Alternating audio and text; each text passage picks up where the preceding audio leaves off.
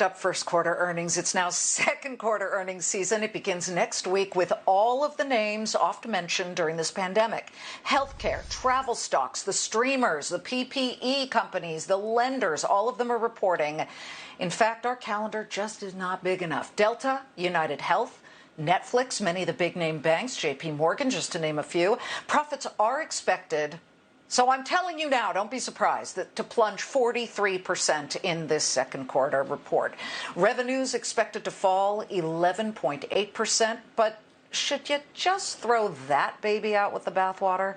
Let's bring in Wall Street's most closely followed economist, Allianz Chief Economic Advisor, Mohamed El-Erian. We know this is going to be one ugly earnings season, right, Mohamed? So therefore, should we just look 10 miles down the road versus 10 inches in front of us?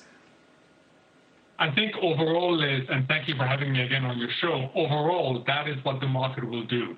It will look through this data, viewing it as temporary and largely reversible. Having said that, within the different sectors, there's going to be a lot of interest in how each company is navigating what is a very tough environment out there. Well, how much should investors value a really ugly number that comes out of a big company that they may own, or even a small one? So I think they're going to look as to how the competitors did. How did it do in relative terms? That's first. And secondly, they're going to look at the components. So let's take banks, for example. We know that depending on your composition of business, you either have a tailwind or a headwind.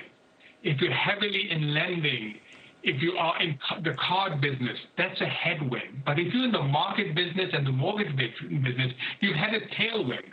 So people are going to be looking at the details, I think, to understand how individual companies are navigating both the risks and the opportunities.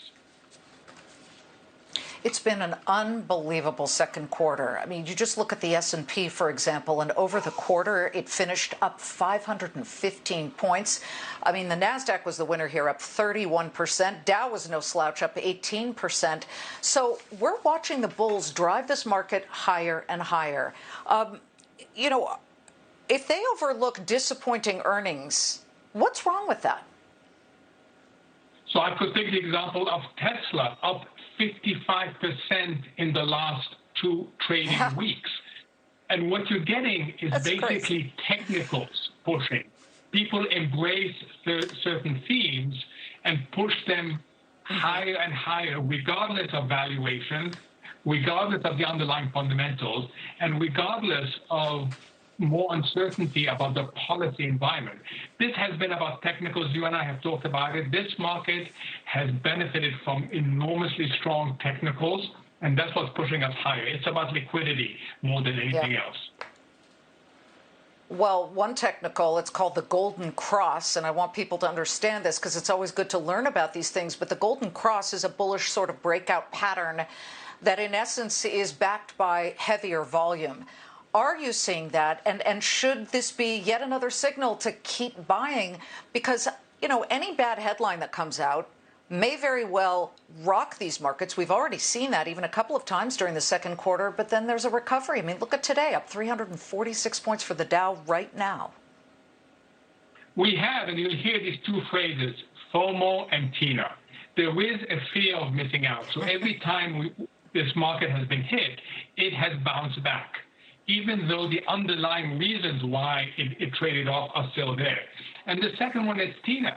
I was talking to a friend today who I really respect, and he said, I'm really uncomfortable about the market, but there is no alternative to TINA. Where do we want me to go? I don't get paid anywhere else. So those two things have driven it higher. We just need to avoid a shock, because if there is a big shock to this market, the downside could be considerable. Mohamed, I hope you have a very relaxing weekend out there on the West Coast, because right now we're getting pummeled with torrential rains. Typical, right? Thank you so much.